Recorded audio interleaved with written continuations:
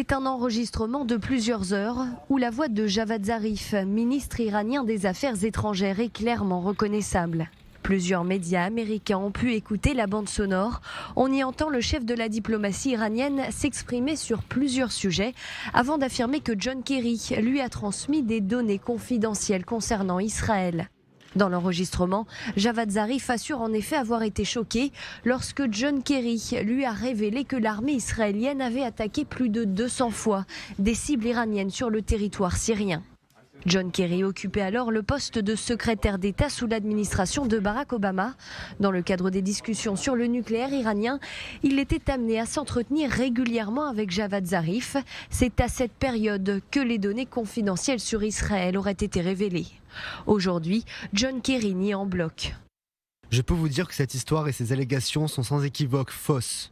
Cela ne s'est jamais produit, que ce soit lorsque j'étais secrétaire d'État ou après.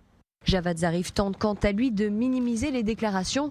Il faut dire que dans l'enregistrement, le chef de la diplomatie iranienne critique le rôle du général Qassem Soleimani dans la politique étrangère du pays.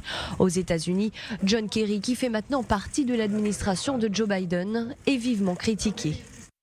C'est dégoûtant à plusieurs niveaux. Biden et Kerry doivent expliquer pourquoi John Kerry avertirait l'Iran, le sponsor numéro 1 du terrorisme, tout en poignardant l'un de nos plus grands partenaires, Israël, dans le dos.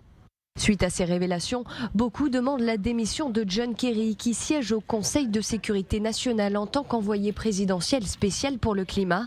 Ce n'est pas la première fois que John Kerry est accusé de collusion avec Téhéran. Dans le passé, il avait été pointé du doigt pour connivence avec les dirigeants iraniens dans le but de saper l'administration de Donald Trump.